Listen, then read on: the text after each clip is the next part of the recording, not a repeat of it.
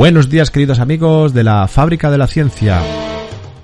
Hoy le damos la bienvenida a un nuevo amigo y colaborador, Alberto Carbajo, que ha sido asesor de recursos energéticos en diferentes instituciones, es un experto en estos temas, y vamos a hablar del pasado, de la carbonización de la economía, de la electrificación de la economía que será el futuro, y de algunos conflictos internacionales que se han provocado debido a este aprovechamiento de los recursos energéticos.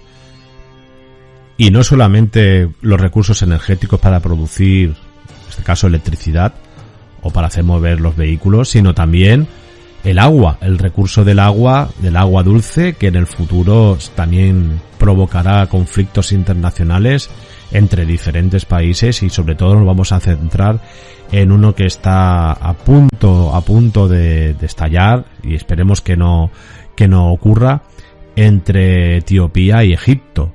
Parece ser que Etiopía quiere construir una presa en el Nilo Azul y bueno, ya todo esto nos lo irá contando Alberto. Volvemos a Egipto, y esta vez no para un motivo tan maravilloso como es el antiguo Egipto, sino para conflictos actuales, para hacerse con el poder del recurso del agua. Y a vosotros, los operarios de la fábrica, los oyentes fieles de hace ya mucho tiempo, y a los que se unen a esta gran familia, agradeceros vuestra participación y vuestra fidelidad. Y a los mecenas, como no, a los mecenas fan de la fábrica, también agradeceros vuestra aportación económica para que la fábrica se pueda convertir en un referente nacional e internacional. Y ahora os dejo con Alberto Carbajo, el final de la carbonización de la sociedad y el futuro de la electrificación de la economía.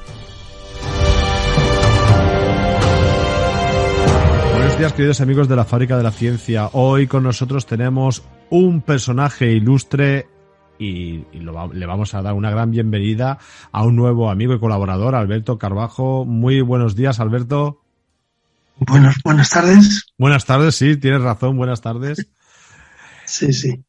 Alberto, estoy encantado de estar con vosotros. Como los oyentes ya sabrán, la Fábrica de la Ciencia es un programa de ciencia, tecnología, humanidades, pero hoy vamos a hablar también de ciencia desde un punto de vista a nivel mundial, a nivel global, porque vamos a hablar de recursos energéticos y del futuro de estos recursos, porque hay algunos recursos que ya se están agotando, otros que están empezando no están empezando, llevan ya tiempo. Lo que pasa que van a tener que desplazar a los otros. Es una necesidad prácticamente humana que tengamos que desplazar los antiguos recursos que hemos utilizado y seguimos utilizando hasta la fecha. Y Alberto, que te vas a presentar ahora, nos va a explicar todas estas cosas. Así que cuando quieras te puedes presentar. Bueno, pues mi nombre es Alberto Carbajo Josa, y me he dedicado al mundo de la energía fundamentalmente. Pero, bueno, pues hice primero ingeniero de minas, y eso es lo que me ha dirigido un poco a este campo de la técnica, que es el tema de la energía. Y luego, pues, vistas las concomitancias que tiene con los aspectos económicos, pues vi conveniente redondear un poco mis estudios haciendo la licenciatura de económicas en la Autónoma de Madrid, con la especialidad de economía pública. Bueno, después, por afición, pues he estado estudiando historia también. Con eso ya lo hice ya de casi jubilado, porque estoy así a medias, estoy en una cosa que se llama la jubilación activa, y luego, pues, desde el punto de vista profesional, pues estuve en una oficina que se llamaba la Oficina de Compensaciones de la Energía Eléctrica, donde se compensaban pues casi las grandes construcciones que se hacían en España para poder abastecer de energía eléctrica a casi a toda la población. Y después de allí pasé al Ministerio de Industria y Energía, estuve en el ministerio, del ministerio pasé a la Comisión Nacional de la Energía, estuve 5 años, los años fundacionales de la comisión, y de allí pasé después al ejercicio libre de la profesión. Estuve pues 2 años haciendo asesorías de energía, fundamentalmente en Latinoamérica. Y luego Unión Fenosa, entonces era Unión Fenosa, todavía no había tomado participación Gas Natural, tenía unas inversiones en Latinoamérica y me dijo que me cargase yo de la regulación económica con los países allí de Latinoamérica. Estuve 2 años y finalmente, en el año 2003 o 2004, me llamaron para llevar la Dirección General de Red Eléctrica de España, en lo que es la Dirección General de la Operación del Sistema Eléctrico. Y ahí he estado 8 años y después ya pues me he dedicado otra vez al ejercicio libre de la profesión. Complementando esto, pues también he hecho algunos estudios en la Escuela Diplomática y estudios de analista internacional, y pues ahora me dedico más a la vinculación de la geopolítica con los aspectos energéticos, fundamentalmente. Y eso es un poco mi historia.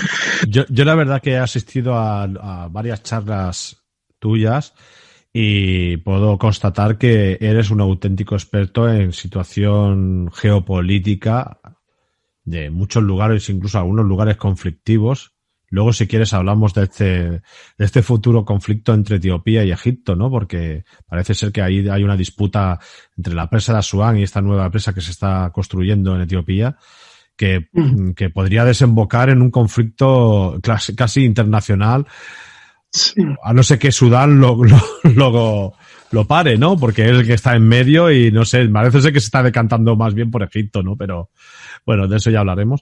Pero eres, bajo mi punto de vista, una auténtica eminencia en situaciones geopolíticas. Dices que no, pero te digo yo que sí, porque te escuché el otro día, la verdad, que es sorprendidísimo. Hay personas muchísimo más cualificadas que yo. Yo lo que estoy tengo inquietudes en este campo, porque creo que el planeta que solo tenemos uno, pues está sometido a demasiadas tensiones, ¿no? Y hay puntos muy calientes que bueno, pues son un motivo de preocupación para mí y sobre todo para las generaciones que nos siguen. Bueno, vamos a dividir esta entrevista en varias partes, ¿no? Lo primero, vamos a hablar de los recursos energéticos o recursos, vamos a llamarle combustible, que hemos utilizado o que estamos utilizando todavía, como puede ser el carbón, como pueden ser el petróleo, ¿vale? Los llamados recursos fósiles, que se están agotando. Realmente se están agotando, o si no se están agotando, cada vez queda menos, porque sí que es verdad que hay algunas regiones en la Tierra que todavía pueden aguantar unos decenios más, pero llegará un momento que esto ya se acabe, ¿no? Y tenemos que optar por otros recursos como las energías renovables y otras estrategias energéticas para poder afrontar un futuro que dependerá y requerirá cada vez más energía, ¿verdad? Sí, sin duda. Bueno, pues yo me gustaría hacer una matización, ¿sí?, respecto al agotamiento de los combustibles. Pero bueno, antes de nada quiero hacer una precisión, y es que las sociedades se han caracterizado en la historia pues en función de la energía que tenían que consumir, ¿no? Y ese tipo de energía les daba más posibilidades de crecimiento o menos. Hemos visto cómo las sociedades, la madera y todo eso ha sido durante mucho tiempo la poca energía o la energía que se utilizaba en la Edad Media y anterior a la Edad Media. Después ya empieza la explotación del carbón y de la máquina de vapor a partir de 1740 o una cosa así, hasta finales del siglo pasado, donde se descubre el petróleo. Bueno, el petróleo como fuente de energía. el carbón nos posibilita la revolución industrial y eso cambia totalmente la sociedad, ¿no? El petróleo ahonda en ese tema, y hemos tenido un crecimiento desde 1840 aquí o 1850, pues brutal, hasta el 2020 o brutal. Pero esto ha tenido un precio y el precio es las emisiones de CO2. Emisiones de CO2 que en su día no preocupaban, ahora empiezan a preocupar. A eso se une ese pronunciamiento acerca del agotamiento de los combustibles.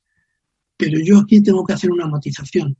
Una es, bueno, quiero decir, cuando dejamos la edad de piedra, no la dejamos porque se agotaran las piedras, sino porque avanzamos en el desarrollo de la sociedad y empezamos a utilizar otros instrumentos que no eran las piedras. Esta era una frase que dijo el primer secretario de la OPEP. Y esa es la primera cuestión, de manera que no es que se acabe el combustible, lo que pasa es que es evidente que los costes de explotación de algunos combustibles pueden incrementarse y entonces, pues entonces los recursos que hay no son viables económicamente si los costes de explotación suben, y entonces dejarían abandonados ahí esos temas. Esa es una opción, y la otra opción es dejarlos abandonados porque la demanda, es decir, el ciudadano se está percatando de los efectos que el CO2 está produciendo en el clima, y entonces quiere abandonar esos combustibles sólidos para ir hacia una descarbonización de la economía. A eso se une además otra cuestión, y es que las dos palancas de la transformación energética que vamos a vivir es, por una parte, el tema del CO2, por otra parte, el tema de la calidad del aire en las ciudades, porque en el año 2050 el 70% de la población del mundo vivirá en ciudades, en megaciudades. Entonces, si seguimos utilizando combustibles fósiles, pues la calidad del aire en las ciudades daría muchísimos problemas de salud, como los está viendo ya. Entonces, digamos que entonces tenemos, por una parte, el CO2, el cambio climático; segundo, la calidad del aire dentro de las ciudades; y tercero, y muy importante, que nos viene a salvar, es el abaratamiento de las nuevas tecnologías de energías renovables. Las energías renovables han caído mucho sus costes, se han abaratado mucho, y esto nos permite abandonar sin prácticamente incrementos en el coste de la energía, sino más bien reducciones del coste de la energía, abandonar los combustibles fósiles en beneficio de este tipo de nuevas energías. La eólica, la fotovoltaica, la termosolar, todo este tipo de cosas. ¿De acuerdo? Uh-huh.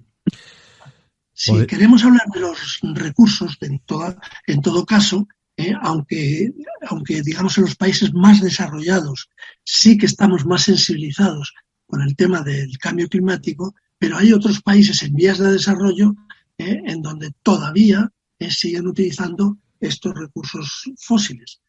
Y entonces, pues el carbón ha reducido un poco su participación, pero sigue siendo muy utilizado en el mundo. En India, en China, en Sudamérica. Bueno, lo mismo pasa con el petróleo. El petróleo sigue utilizándose mucho, quizás no tanto para la generación de electricidad, pero sí que en la movilidad. Casi todos los coches, por más que queramos ver o queramos caminar hacia un contexto de coches eléctricos, la realidad es que hay un montón de coches todavía en el petróleo. Pero luego además hay otro sector que es la petroquímica, que de momento no tiene otra alternativa que no sea la fuente primaria de petróleo. Y la petroquímica, obviamente, pues la utilizamos, porque es la que nos surte de un montón de productos para nuestro tipo de sociedad, ¿no? Bueno, pues el carbón, la ventaja voy a hablar del carbón y del petróleo. La ventaja del carbón es que está bastante repartido, hay muchísimo carbón en América, pero se está abandonando, no porque sea caro, explotar, sino por cuestiones medioambientales. Hay mucho carbón en Sudáfrica, hay carbón en Australia, en India, en Polonia, en China. Bueno, ya cerraron las minas, o casi todas las minas en Alemania, cerraron todas las de Inglaterra y aquí prácticamente está todo cerrado ya. Y prácticamente no queda carbón. El carbón, al estar tan distribuido, pues es más, digamos, es un combustible que no está sometido a los efectos de la cartelización. Es decir, como pasa con el petróleo, que ahí hay un cártel que de alguna manera maneja los precios del petróleo y está la demanda sometida un poco a la evolución de esos precios. El petróleo, como digo, está mucho más concentrado. Está fundamentalmente en el Oriente Medio, es donde más hay, pero también hay mucho en Rusia y en Asia Central. Y en la parte de subsahariana, o sea, también hay petróleo en Angola, en Nigeria, y hay petróleo también en México, en la costa de Brasil, bueno, y toda esa zona de por allí también hay. Y desde luego ahora hay mucho petróleo también, no con la explotación tradicional, sino con la explotación de una inyección con agua a presión y romper algunas capas de esto para que pueda salir el petróleo o el gas, que es el fracking. No sé si hemos oído. Bueno, pues el fracking en Estados Unidos ahora es la forma de explotar tanto el petróleo como el gas. Y ya eso ha producido un cambio fundamental en este vector energético, porque ha abaratado mucho, o sea, ha tirado los precios, porque el fracking, pues hay explotaciones en la zona central, sobre todo, y el sur de los Estados Unidos, y se pueden conseguir explotaciones que son muchísimo más versátiles, en el sentido de que en un año se puede empezar a explotar por la técnica del fracking un yacimiento, y si los precios no cubren los costes, pues se abandona y ya está. Es decir, el fracking lo que tiene es que son muchos pozos, pero que tienen una vida de explotación muy cortita, 2 años, tal, y se van a otro sitio.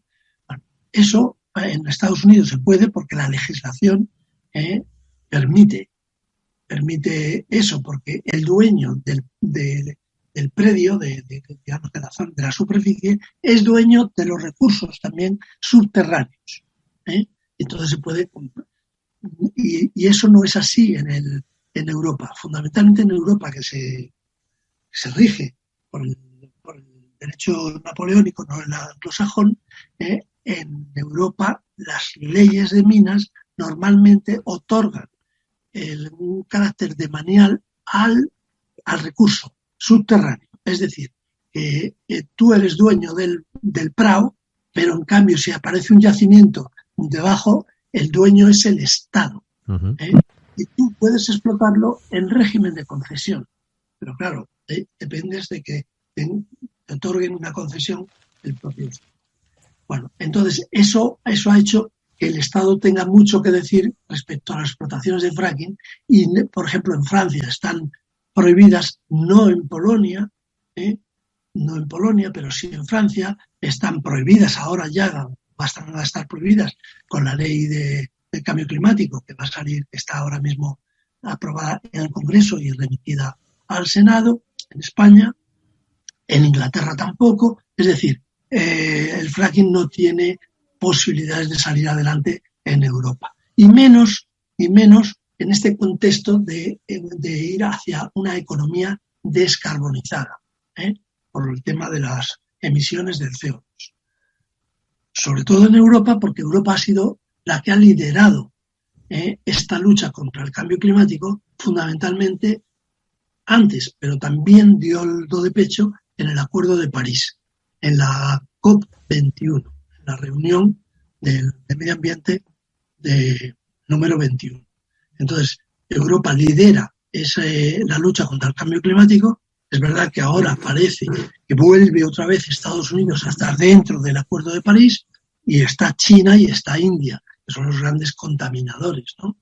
Bueno, y eso nos hace caminar ya todos hacia una economía más descarbonizada y, por lo tanto, sin el apoyo de estos combustibles fósiles. Con esto he hablado del petróleo, tengo que decir algo del gas natural, y el gas natural lo que hay que decir es que esa técnica del fracking ha hecho abaratar mucho los precios y además se han construido también muchas terminales donde el gas explotado mediante el fracking se puede licuar para poderlo transportar líquido en buques metaneros y puede competir ese gas que viene, por ejemplo, desde Texas, puede competir con el gas del Mediterráneo normalmente procedente pues, de Libia, de Argelia, o de Oriente Medio, bueno, de Qatar, de Irán.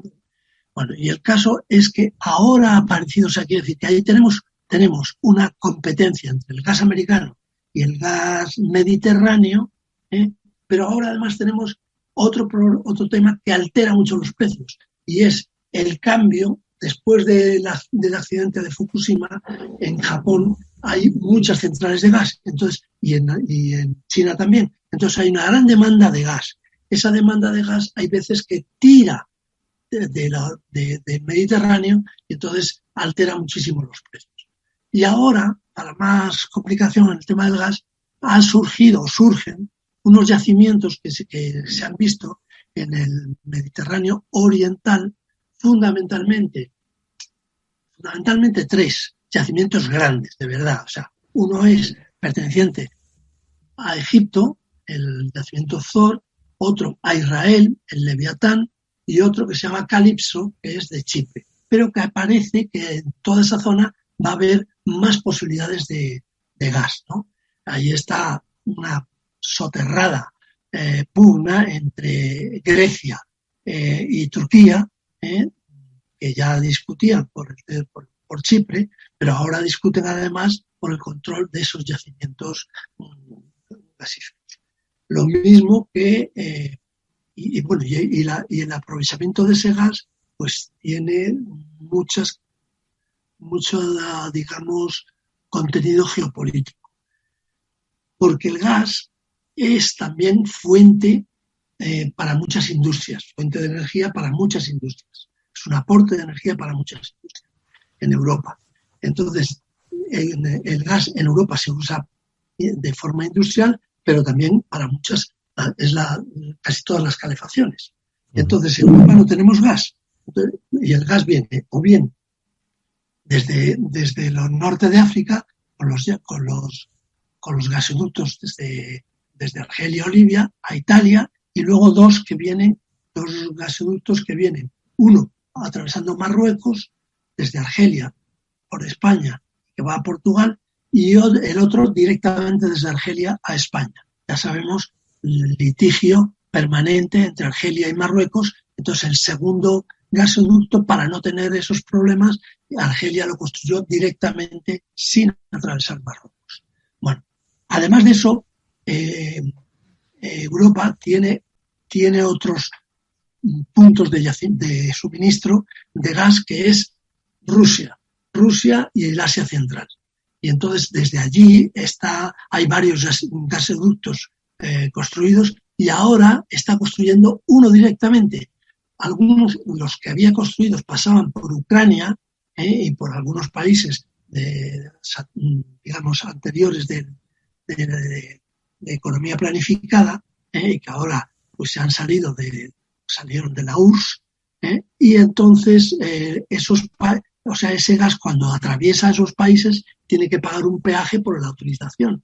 Bueno, pues como hay tensiones entre Rusia y Ucrania, por ejemplo, y en parte es por los peajes del gas, se está construyendo ahora un gasoducto que es el Nord Stream, y que va directamente desde Rusia a Alemania. Y eso está constituyendo un problema para Europa, porque Alemania va en una política, digamos, un poco a su bola, en lugar de llevar los intereses de la Unión. Y Estados Unidos, por otra parte, como tiene intereses en vender el mercado de gas europeo, también está boicoteando el tema del Nord Stream. Luego hay otro gasoducto desde Turquía que también llega hasta Italia y que también luego sube al centro de Europa.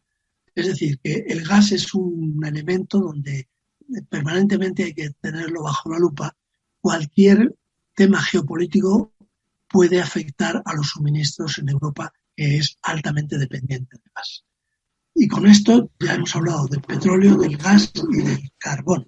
Nos quedaría hablar del nuclear y luego ya hablamos de las renovables. Eso es lo que te iba a comentar, porque siempre se habla del petróleo, carbón y luego de las energías renovables, pero en medio está la energía nuclear, que todavía tiene que decir muchísimo. Sí, a escala mundial. A escala mundial.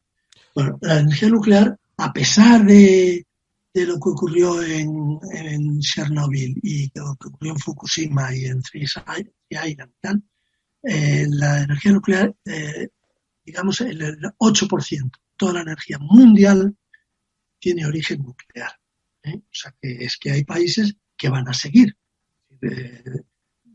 Va a tener Rusia, China, India y muchos más países láteres a ellos.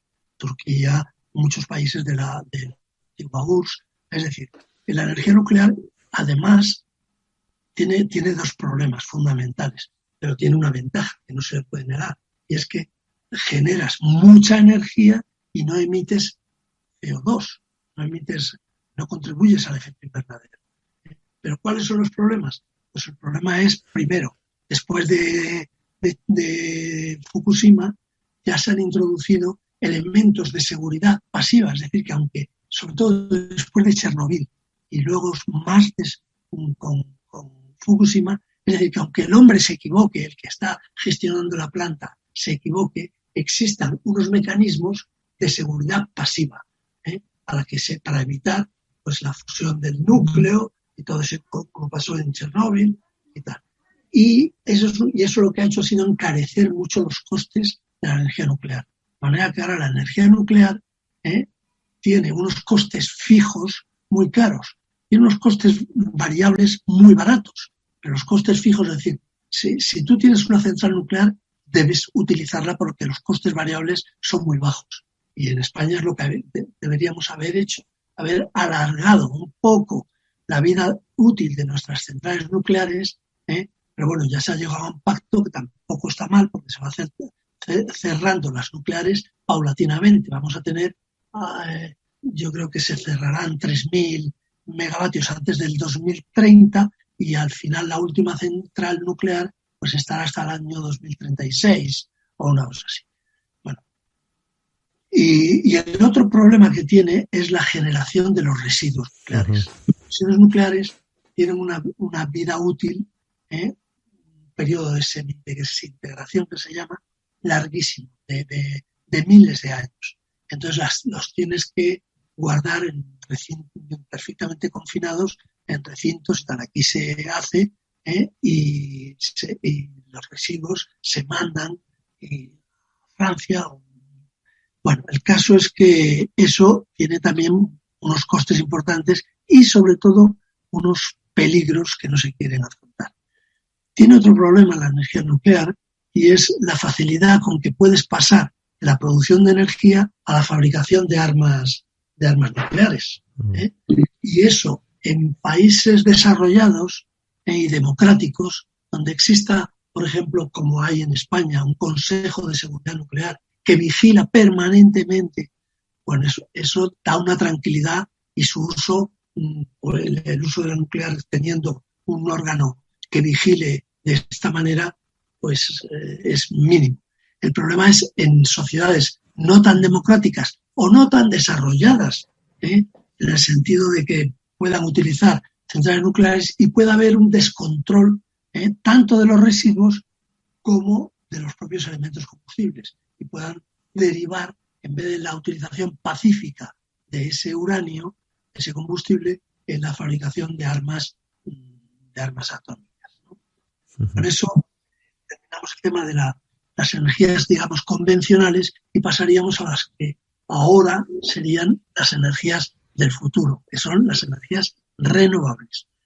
Fundamentalmente, bueno, hay varias clases de renovables. Tenemos las renovables, la energía eólica que conocemos, ir por los aerogeneradores. Después tenemos, y esas, quiero decir, cada vez se está avanzando más en mejorar tanto sus costes como su eficiencia, es decir, producir unas centrales más grandes, unas palas mayores, y entonces que puedan aprovechar todo el viento. Es decir, pero claro, no hace viento las 8.760 horas del año, sino hace viento cuando hace. De manera que lo que se viene obteniendo de esto son como unas 2.500, 3.000 horas, ¿eh? Eso es el máximo que se viene, bueno, en algunas zonas en el Mar Rojo o en México se pueden conseguir hasta 3.500 o 4.000, ¿no? Pero bueno, que no tenemos viento todo el año. Lo mismo le pasa al sol. La fotovoltaica funciona y está muy bien, pero no funciona pues durante el día. Por la noche, obviamente, no funciona, porque no hay sol. Entonces, no hay luz, la fotovoltaica. Bueno, entonces, eso tiene una ventaja, que es la que he dicho antes, que es el abaratamiento de los costes. Se han abaratado muchísimo la fotovoltaica, pero tiene el inconveniente de que no son energías que las tienes todo el tiempo, son intermitentes de alguna manera. Y el problema que tenemos con la electricidad es que la electricidad no se puede almacenar y tiene que haber un equilibrio instantáneo, dinámico, entre la oferta, o sea, los gigavatios que estás metiendo, gigavatios hora que estás metiendo en el sistema, y los que estás demandando. Entonces tiene que haber un equilibrio dinámico, permanente. Claro, por la noche o un día que no haya viento, pues te falta esa energía y tienes que tener otra energía de respaldo para cuando no tengas esas energías renovables. Eso lo podemos hacer ahora hasta que podamos desarrollar algún sistema de almacenamiento de energía renovable. Es decir, si tú tienes mucha energía durante el día y alguna la tienes que despreciar porque no te cabe en ese equilibrio, en esa igualación entre la oferta y la demanda, la tienes que despreciar, la tienes que verter, pues entonces en vez de verterla, pues almacenarla, pues mediante baterías, mediante, bueno, varios sistemas. Entonces, pero mientras no tengamos esos sistemas, tenemos que tener una energía de respaldo que nos permita suministrar con continuidad la energía eléctrica en ese equilibrio dinámico. Y por eso hay esas centrales de gas, que son los ciclos combinados de gas, que todavía tendrán un papel, por lo menos hasta el año 2030, en que podremos disfrutar ya de todas esas instalaciones de generación, de almacenamiento de energía. Y eso es un poco lo que podría decir, que estamos en una fase de transformación de un sistema, no digo caduco, pero es un sistema anterior, y vamos a una sociedad con un nuevo tipo de energía. Estamos en ese intermedio.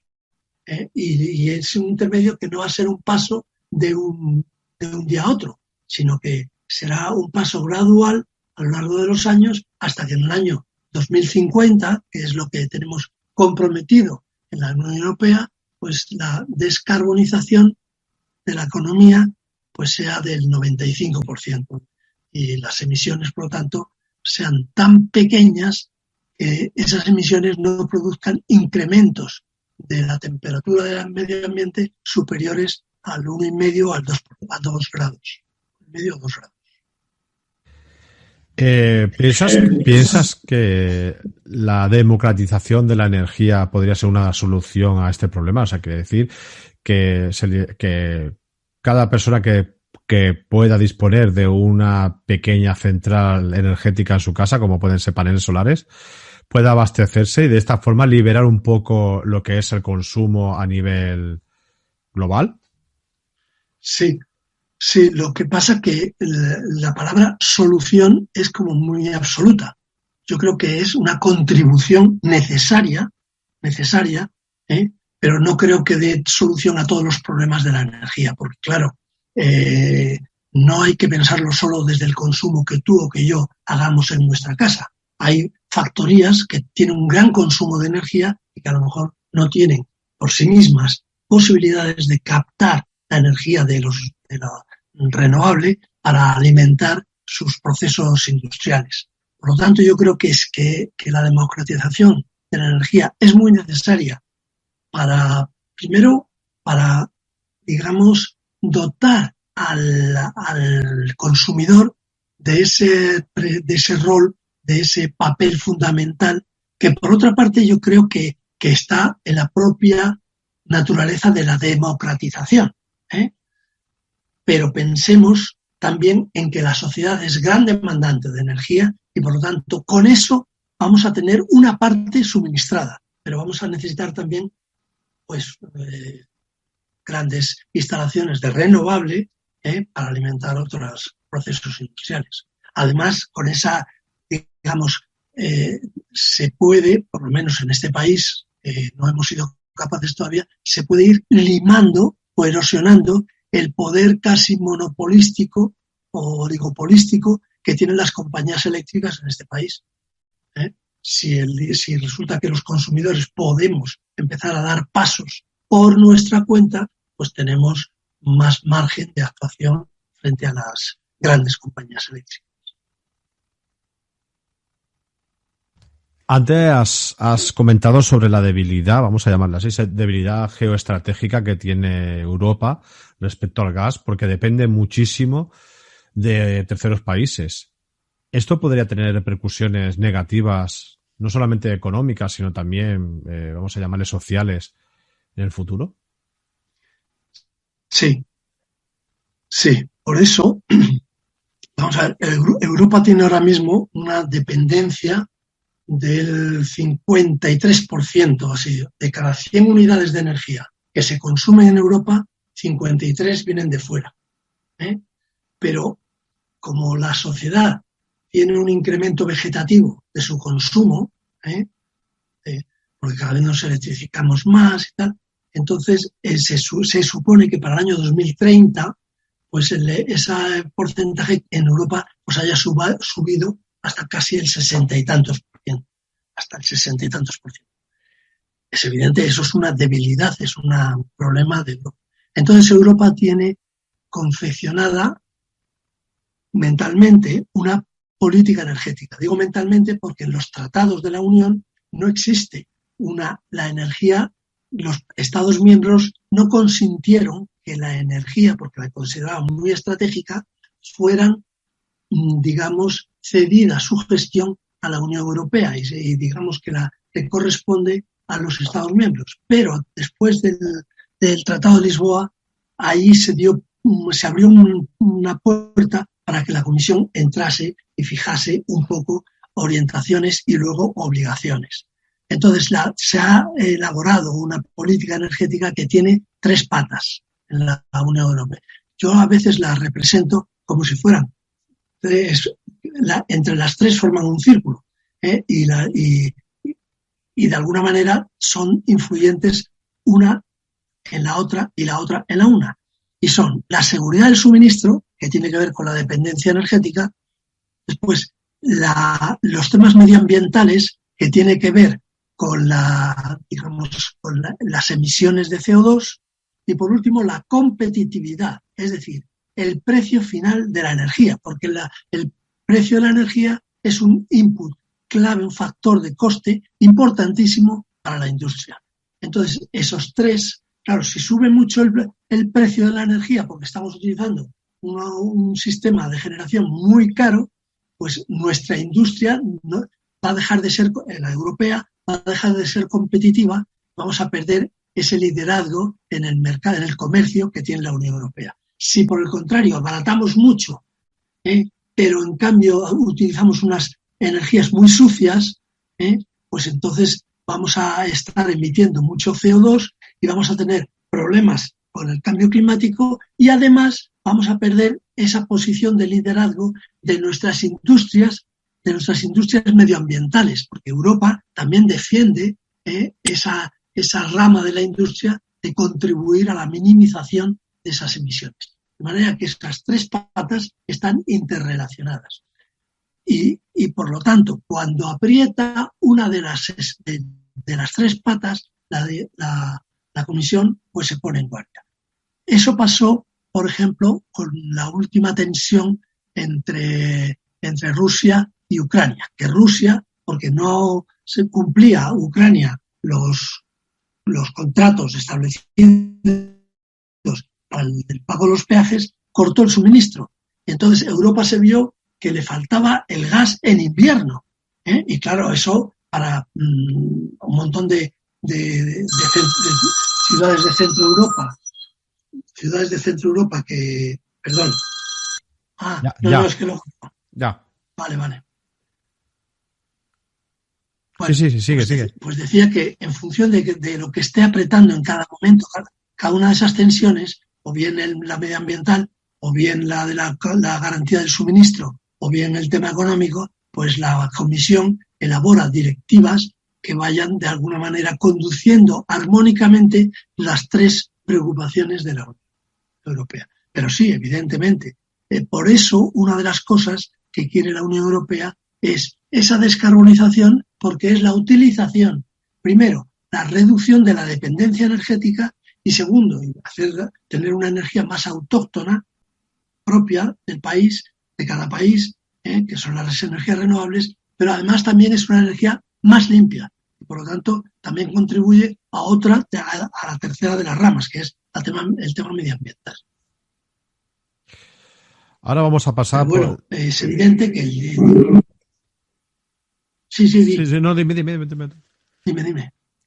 No, que íbamos a pasar ahora que digo que es evidente. Hay un poco de retroceso en la señal. Es evidente que Sigue. Sí. Que digo que es evidente que, claro, cuanto menos dependencia, porque hayas tenido más energía autogenerada, más confortable te encuentres en Europa. Por lo tanto, es verdad que tenemos riesgos geopolíticos de suministro de gas hoy y esperemos que en el año 2050, si se cumplen todas estas políticas, esas amenazas hayan disminuido. Ahora vamos a hablar de conflicto que se avecina en el futuro. De hecho, ya hay muchos intereses y muchos interesados en que esto se produzca, ¿no? Que es el conflicto etíope-egipcio. Háblanos de este fenómeno que se está fraguando en esa zona. Bueno, sí, ahí hay un problema que tiene muchas caras. Tiene un vehículo común, que es el agua, el control del agua, pero tiene muchas caras porque, tenemos allí, por una parte, el Nilo, o sea que es clave para la sostenibilidad de Egipto, porque en Egipto son 100 millones de habitantes y realmente el Nilo tiene las dos crecidas del Nilo, que ahora están reguladas por la presa de Asuán, lo que permite es que haya unas inundaciones 2 veces y se deposita un limo, el limo ese que hace más fértil la tierra. Pero claro, solo en los márgenes del río y sobre todo en el delta. De manera que a pesar de los kilómetros cuadrados que tiene el Egipto, realmente cultivable solo tiene 40.000 kilómetros cuadrados. 40.000 kilómetros cuadrados y tiene 100 millones de habitantes. De manera que es clave el mantenimiento de eso. Por otra parte, Etiopía es atravesada por el Nilo Azul, que se une al Nilo que viene desde el lago Victoria, y Etiopía tiene un problema de desarrollo, pues necesita desarrollar el país, y entonces ha pensado hacer, igual que hizo para controlar las riadas Egipto con la presa de Asuán está pensando hacer un gran embalse, pero con la idea de, aparte de regular el agua, utilizarla desde el punto de vista hidroeléctrico, para poder tener electricidad y poder desarrollar económicamente toda la región. El problema es que entre entre Egipto y Etiopía está Sudán. Sudán.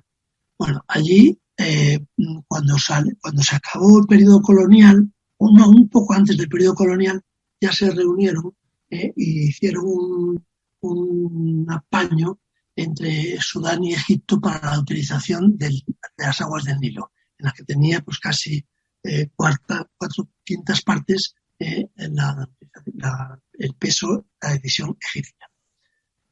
Ahora, después hubo un acuerdo en Entebbe, en donde se reunieron un montón de países que rodean todo lo que es la cuenca del Nilo y querían también, de alguna manera, tomar parte en el beneficio que conlleva el Nilo. Y a ese acuerdo lo que querían era erosionar o limar ese primer acuerdo que habían hecho entre Egipto y Sudán, para que todos pudieran beneficiarse. Bueno, ahí estaba liderando ese tema pues Eritrea, Somalia, Etiopía, toda esta parte. Y República Centroafricana, mucho. Y ahí lo que ocurre es que además el otro ingrediente que yo te decía de la tensión es el cambio político que se produjo con el golpe de Estado de Al-Sisi. Al-Sisi cuando quitó de en medio a Morsi, que fue el fruto de la revolución de primavera árabe. La primavera árabe. Entonces, al cabo de un año y pico, Al-Sisi, o de unos meses, Al-Sisi fue el presidente y un año y medio estuvo el presidente porque hubo un golpe de Estado que dio Al-Sisi. Entonces, esto restó mucha imagen a Egipto y bastante credibilidad. Es verdad que Al-Sisi ha querido, asociarse mucho con los países occidentales para que las empresas occidentales mantuviesen su presencia en Egipto y permitieran un desarrollo económico de la región. Pero claro, entre sus vecinos, pues eso le ha restado mucha imagen. Quiero decir que Egipto lo que sería feliz es si de pronto hubiese un problema en esa presa del Renacimiento que llaman, del Gran Renacimiento, y se destrozara la presa, porque le restaría posibilidades de que le mermaran aguas del Nilo que él pudiese aprovechar. Es decir, esa presa, pues al retener en las aguas del Nilo Azul, pues no aporta entonces tanto al embalse de Asuán, y entonces, a Egipto le gustaría que pasara algo. Por ejemplo, pues que se destruyera. Pero claro, no lo va a hacer, yo creo, personalmente no creo que lo haga porque sería ya perder la poca imagen que tiene, sobre todo porque hacer una guerra de este tipo con un país que no es vecino tuyo, es decir, que tienes que atravesar Sudán, tienes que bombardear de alguna manera eso, yo creo que entonces lo que va a hacer Egipto va a hacer maniobras, no sé si sucias o limpias, maniobras con los países que rodean para que de alguna manera desestabilicen la situación en Etiopía, para que se desestabilice y haya un régimen en Etiopía que no sea tan... Eso, entonces, pues si hubiese... A lo mejor sí que anima a que haya revueltas en Etiopía, es decir, para que de alguna manera se deshagan de los gobernantes actuales que están en la idea de hacer la gran presa. Pero sería la primera guerra mundial, una guerra del mundo por el control del agua. Y no nos tenemos que asustar, porque hemos estado hablando de energía, pero en el siglo XXI otra fuente de conflictos importantes va a ser el agua dulce. Y entonces surjan algunos de los puntos, pues hay problemas en Nepal con el agua, en el Asia Central, o sea, en Asia, porque Kirguistán tiene toda el agua y Uzbekistán no tiene casi, y bueno, Kazajstán tampoco tiene. Con lo cual, hay puntos donde hay mucha tensión con el agua dulce. La humanidad, como siempre... Espera, que me copio ahora, no sé lo que pasa. Vale. La humanidad, como siempre, pues tenemos la tendencia a inventarnos guerras sobre cosas que en vez de compartir o intercambiar recursos con el vecino, pues me quiero apoderar de esos recursos, ¿no? Pero bueno, parece que es una condición innata en los seres humanos, que es apoderarme de los demás para debilitarlo, y así también al final me acabo apoderando de todos los recursos del vecino. Eso es. Es una lástima, pero bueno, va a seguir siendo así, y a lo largo de la historia ya ha pasado, pero ahora estamos hablando ya a escala mundial, porque la situación, sobre todo este último año con la pandemia, han salido muchas cosas a la luz de todos estos problemas, debido a la falta de recursos para poder solucionar la crisis económica en la que estamos inmersos. Y ahora pues parece que todos estos problemas se van acrecentando, ¿no? Claro. Pero bueno, tenemos que tener esperanza en el futuro. Lo que pasa es que hay un tema que también preocupa mucho, que lo has comentado a lo largo de esta entrevista, que es el aumento del CO2, que es proporcional al aumento de la deforestación de la tierra. Cada vez, bueno, o quizás no, porque sí que es verdad que la zona de los polos se van, sobre todo el polo norte, se va descongelando y van apareciendo nuevas tierras verdes. De hecho, Greenland, es tierra verde, y en su momento, en la época de la glaciación, se volvió a congelar y ahora vuelve otra vez a ser una tierra verde, ¿no? Pero sí que es verdad que zonas como el Amazonas se están deforestando y, claro, son los grandes consumidores. Esta masa forestal son los grandes consumidores de CO2, y si encima aumentamos el nivel de CO2 y acabamos con los árboles, pues lo que predijo Carl Sagan en su tesis doctoral sobre el aumento del efecto invernadero en Venus, acabará pasando en la Tierra también en el futuro. Sí, sí. Sí, allí quiero decir que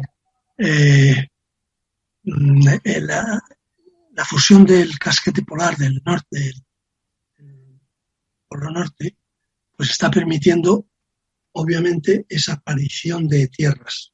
Lo que pasa es que hace tanto frío que veremos a ver si crece suficientemente tal para que se produzcan pues la fotosíntesis y tal, y haya ese intercambio con la atmósfera para el tema de...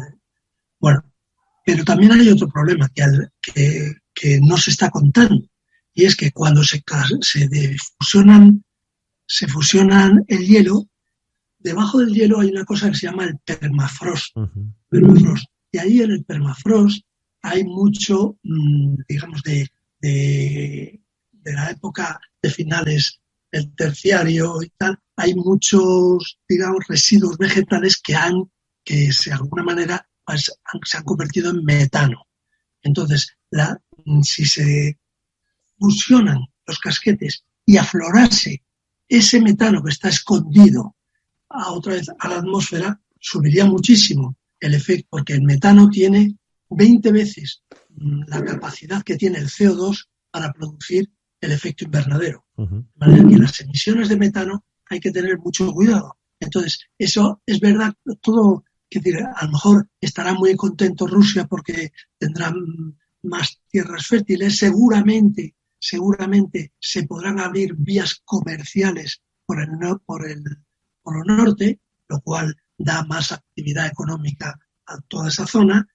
O sea que hay ventajas, pero también hay inconvenientes que hay que tenerlos en cuenta. O sea que yo creo que el tema del CO2 debe de ser una preocupación global, porque al final va a afectar a toda. Es verdad que algunos mucho más, toda la zona del Caribe, toda la zona del Mediterráneo, todo eso va a verse del sudeste asiático a verse muy, muy, muy afectada. Se dice que el aumento del nivel del mar debido a la fusión de los casquetes polares hará desaparecer incluso países enteros, ¿no? Y uno muy preocupante, el que quizás desde el punto de vista geopolítico y humano podría ser Bangladesh, que es es un país que está prácticamente a nivel del mar y con una población de 200 millones de personas que tendrán que emigrar porque no podrán vivir allí. ¿Qué hacemos con esa población de migrantes? Es que ese es uno de los problemas también. O sea, habría que tener una reflexión sobre esta problemática del aumento del CO2, lo que podría provocar en el futuro. Claro, cuando hablamos de las migraciones, pues se hablaban de migraciones por dos causas, que eran las causas económicas, es decir, quiero que mis hijos vivan en una sociedad más desarrollada, que tiene más posibilidades, tal, o migraciones obligadas por conflictos bélicos que hay en mi zona y me tengo que marchar, como ha habido en Siria o en Irak, que han inundado Jordania y sobre todo Líbano. Pero una tercera causa es la que tú apuntas. Una tercera causa es tener que emigrar porque resulta que mi tierra ha quedado inundada o porque mi tierra pues ha quedado abrasada por el incremento de temperaturas y ha perdido la capacidad reproductora de tal. Entonces no tengo para vivir y me tengo que marchar. Entonces, lo que quiero decir que es muy oportuna lo que tú planteas, porque si no hemos sido capaces de dar una solución a los refugiados sirios o iraquíes, que hay, no sé si habrán sido en total 3-4 millones, ¿cómo vamos a encajar Bangladesh o la zona del sudeste asiático, los emigrantes que puedan venir ahí? Es decir, que por eso creo que todo esto es que tenemos que cambiar y dar el paso de empezar a pensar en nosotros mismos o de empezar a pensar en todos, globalmente. Por el bien de la humanidad, tenemos que empezar a pensar globalmente, no solamente de nuestro ombligo, sino también todo lo que nos rodea, porque si no mal vamos a acabar. Eso es. Aunque actúes localmente, hay que pensar globalmente. Bueno, vamos a ser positivos y vamos a pensar que las sociedades del futuro poco a poco irán cambiando hacia una renovación del consumo energético, una renovación verde, como se llama habitualmente. Pero claro, todavía cuesta mucho concienciar a la sociedad, ya no solamente las sociedades como la que hemos hablado antes, ¿no? Como países emergentes o países del tercer mundo, que a ellos pues están diciendo, oye, habéis contaminado durante todos estos años, ahora nos toca a nosotros para poder intentar ser un poco más ricos, ¿no? Que también hay que pensar desde el punto de vista. No es que tengan ese derecho, pero que también hay que pensar que dirán, esta es la nuestra y también queremos formar parte de vuestro grupo, ¿no? Pero sí que es verdad que tenemos que empezar a pensar y tenemos herramientas suficientes para poder cambiar el futuro desde el punto de vista energético. Sí, yo ahí confío en que la tecnología nos ayude y vayamos mejorando los desarrollos tecnológicos para hacer un aprovechamiento integral y global para todos. Es decir, todavía nosotros no lo percibimos porque no es un país súper desarrollado. Quiero decir, no sabemos la suerte que tenemos de haber nacido aquí. Derrochando energía, todavía hay en el mundo 1.200 millones de los 7.000 que somos, 1.200 millones no tienen acceso a unas fuentes de energía como las nuestras, sino pues a madera, a no sé qué. Es que es tela, ¿eh? Sí, es muy triste. Pero es que fíjate que dentro de la pedagogía y de la educación en nuestras escuelas hay muchos programas que están muy bien sobre el consumo del agua, sobre el consumo eléctrico, pero yo no creo que solamente sea función a nivel escolar, sino también esta pedagogía debería aplicarse a nivel familiar. Sí, sí. Porque si yo soy profesor y le enseño a mis alumnos que cuando te laves los dientes hay que cerrar el grifo, pero si luego viene el padre o la madre de ese niño y se lava los dientes y tiene el grifo abierto, no estamos haciendo absolutamente nada. Solamente una unidad familiar es la que consume de forma racional y la otra, los otros, pues siguen derrochando. Por eso habría que hacer una reflexión a nivel social profunda sobre la importancia que es, por ejemplo, reciclar, la importancia del consumo del agua y esto cuesta todavía. Poco a poco lo vamos consiguiendo, eso hay que decirlo, porque hay una conciencia, vamos a llamarle una conciencia verde hacia sí, ha mejorado muchísimo. Ahorro energético pero sí que es verdad que todavía cuesta. Sí, ha mejorado. O sea, seguramente es que vivimos en burbujas. En la burbuja en la que te mueves tú, en que a lo mejor pues la gente está más o menos concienciada, pero aquí en este país, que somos 46 millones, me parece, muchísimas personas todavía no están concienciadas. No. Y ya, si das el paso y pasas a Centroáfrica o lo que sea, pues así, es que ahí tienen la energía que tienen y punto. La concienciación tiene que expandir, debe nacer de cada uno de nosotros, ir expandiéndose normalmente y a utilizar todos los medios que tiene la sociedad, la educación, lo que sea, para tratar de que todos participemos de lo mismo. Y por supuesto los gobiernos, los ayuntamientos, todas las estas del Estado. Es el futuro del planeta, o sea, es nuestra casa. Sí. Ya nos lo dijeron cuando la Boy ayer a 6.000 millones de kilómetros de la Tierra le hizo una última foto a la Tierra de ese pequeño punto azul pálido. Y ya, Carl Sagan en su momento ya lo dijo, esa es nuestra casa y es la que tenemos que cuidar. Antes de ir a buscar posibilidades fuera de la Tierra, tenemos que cuidar nuestra nave en la que vamos todos, porque es la que tenemos de momento y en la que podemos vivir. Así que nada, a todos los oyentes y a todos los que nos estén escuchando, deciros que cuando cerramos un grifo, cuando se están lavando los dientes o lo que sea, o apagamos la luz cuando no es necesario tenerla encendida, todo eso, esos pequeños gestos, es verdad, repercutirá en el futuro de nuestras generaciones para que puedan tener una vida mucho mejor. Pero luego tenemos también el factor político, que algunos políticos no están por la labor de que esto siga adelante, porque son cortoplacistas, no miran más allá. Eso sí que es una realidad. Es que estamos analizando un proceso de largo plazo para una gente que se examina en el corto plazo. Exacto. Se examinan cada 4 años. Exacto.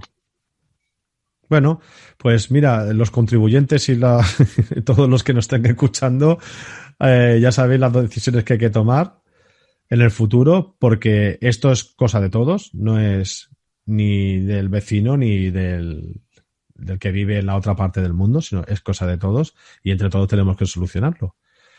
Muchísimas gracias, Alberto. Se han quedado muchas cosas en el tintero. Ya hablaremos contigo de otras historias, sobre todo conflictos geopolíticos que nos encantan. Bueno, no que nos encantan, no nos gusta, pero por lo menos explicarlo porque es necesario explicarlo. Muchísimas gracias y que tengas mucha suerte y seguimos, por lo menos yo te sigo mucho en tus conferencias y con tu permiso le invitaré a los oyentes, a algunos oyentes que me escriben, le invitaré que asistan también a tus videoconferencias para que sea una prolongación de esta entrevista. Muchísimas gracias, Alberto. Estaré encantado de colaborar con vosotros. Colabora con la Fábrica de la Ciencia, TV Kids, tecnología creativa, robótica y gamificación.